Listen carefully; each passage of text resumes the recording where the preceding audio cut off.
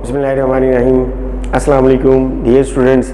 आज हम देखेंगे simple harmonic motion of a simple pendulum. आज इसको डिस्कस करते हैं कि prove that motion of a simple pendulum is simple harmonic motion. ये आपके पास सिंपल पेंडुलम है। सिंपल पेंडुलम क्या है? A small but heavy metallic ball. ये एक बॉल है जो मेटल की बनी हुई है। आपने इसको एक स्ट्रिंग के साथ कनेक्ट किया और इसको आपने एक फ्रिक्शनलेस रिजिड सपोर्ट के साथ इसका दूसरा एंड अटैच कर दिया है। तो ये जो डिवाइस बना है ये सिंपल पेंडुलम है। इसको आप यूँ सेंटर से पकड़े और छोड़ दें तो it will execute simple harmonic motion. Just like जैसे घड़ियाल हैं, आपने घड़ियाल देखे होंगे, उसके नीचे एक सिंपल पेंडुलम जो है वो मूव कर रहा होता है। एक पत्थर है, उसके साथ धागा बांध के उसको हाथ में पकड़ लें तो ये सिंपल पेंडुलम है। एक पत्थर को हाथ आपने धागा बांधा और उसको एक्सट्रीम पोजीशन में लेके जाएं, छोड़ दें तो it will execute simple harmonic motion.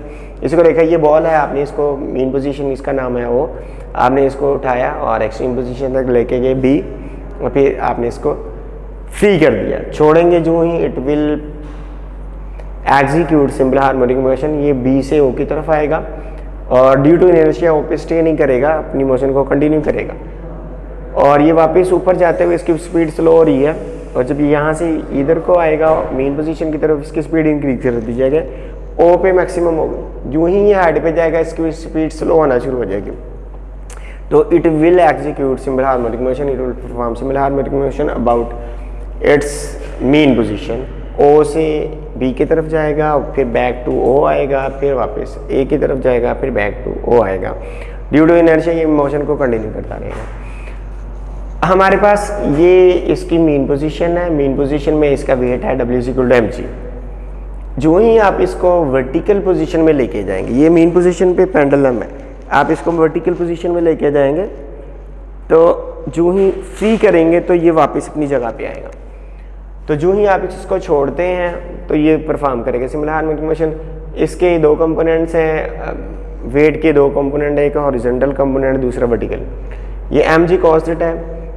इस डायरेक्शन में देखें, यहाँ पे देखें तो ये डाउनवर्ड आ नहीं सकता, इस डायरेक्शन में मोशन पॉसिबल नहीं है। जो ही आपने इसको यूँ उठाया तो ये एंगल सर्टेन एंगल तक आप हाइट तक लेके जाएंगे। थीटा एंगल आपने बनाया, मैंने इसको यहाँ पे एक्सटेंड किया।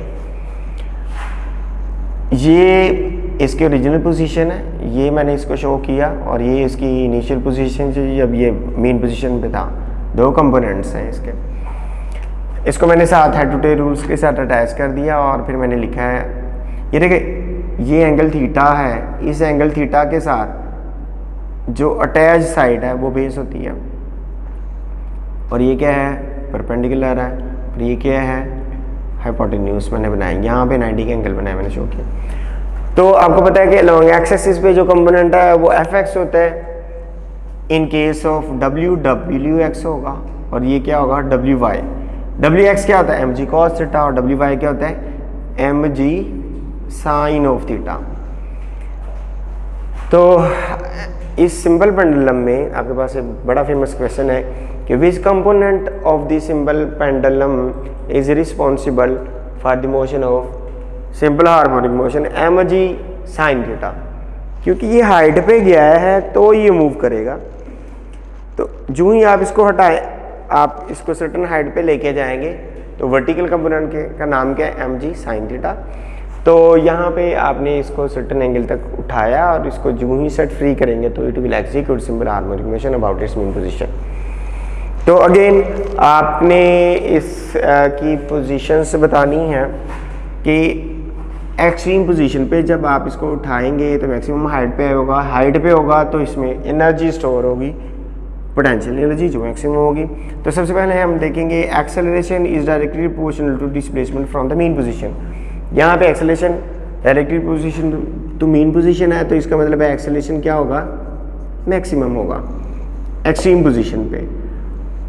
और एक्सट्रीम पोजीशन पे जब जो ये यहाँ से यहाँ जा रहा होगा इसकी स्पीड स्लो होती होगी, जो और मैक्सिमम पॉइंट पे इसकी स्पीड जो है वो 0 होगी। तो काइनेटिक एनर्जी भी क्या हो जाएगी? 0। लेकिन पोटेंशियल एनर्जी हाइट की वजह से क्या हो जाएगी, मैक्सिमम। एक्सट्रीम पोजीशन का मतलब है मैक्सिमम हाइट जो इसने गेन करनी थी, मैक्सिमम हाइट पे एनर्जी स्टोर होगी, वो पोटेंशियल एनर्जी मैक्सिमम होगी। मीन पोजीशन पे जब आएगा तो मीन पोजीशन पे आते हुए इसकी स्पीड मैक्सिमम होगी और ओ पे इसकी मैक्सिमम स्पीड होगी और एक्सेलरेशन 0 होगा, तो एक्सेलरेशन 0 लिखते हैं। स्पीड जो है वो मैक्सिमम होगी, वेलोसिटी अगर मैक्सिमम है तो काइनेटिक एनर्जी जो है वो भी क्या होगी, मैक्सिमम, क्योंकि वो वेलोसिटी पे डिपेंड करती है। लेकिन पोटेंशियल एनर्जी मीन पोजीशन पे क्या होगी, 0, क्योंकि हाइट इसकी 0 होगी। यहाँ से हमने स्टार्ट किया था, हाइट ऊपर थी तो इसमें पोटेंशियल एनर्जी थी, हाइट अपनी ओरिजिन पे चला गया, हाइट इसकी 0 हो गई। सेकेंड एक्सट्रीम पोजीशन ये जो भी है AOB, यहाँ पे देखें एक्सेलरेशन अगेन आपके पास है मैक्सिमम, क्योंकि डिस्प्लेसमेंट मैक्सिमम हुआ। अगर एक्सेलरेशन मैक्सिमम है तो वेलोसिटी क्या आती, 0, काइनेटिक एनर्जी क्या आती, 0, लेकिन पोटेंशियल एनर्जी हाइट पे मैक्सिमम होने की वजह से क्या थी, मैक्सिमम। तो सिंपल पेंडुलम में अगेन आपने इसको लेबल कर दिया एक्सट्रीम और मीन पोजीशन पे, इसकी सारी की सारी आपने चेंज इन एनर्जी जो है वो बता दी। अब इसमें थोड़ी सी रिलेटेड टर्म है, व्हाट इज टाइम पीरियड।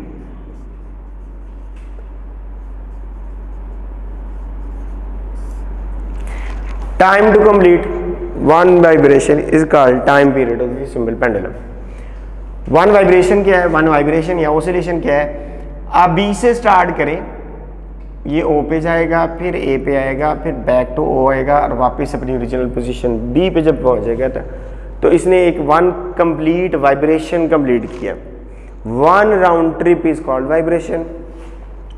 और time to complete one vibration, time to complete one vibration is called time period. Simple में एक पूरा चक्कर लगाने में टाइम पीरियड को जो सिंपल पेंडुलम को जो टाइम रिक्वायर है उसको हम क्या बोलते हैं, टाइम पीरियड। वाइब्रेशन क्या है और ऑसिलेशन,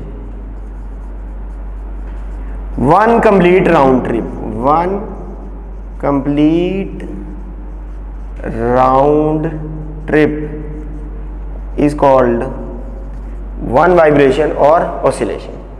एक कंप्लीट चक्कर पेंडुलम ओ बी से शुरू होगा, ए पे आएगा, वह बैक टू बी जब पहुंचेगा तो एक कंप्लीट चक्कर लगाएगा, आप इसको क्या बोलते हैं, वन वाइब्रेशन। उसके बाद है फ्रीक्वेंसी।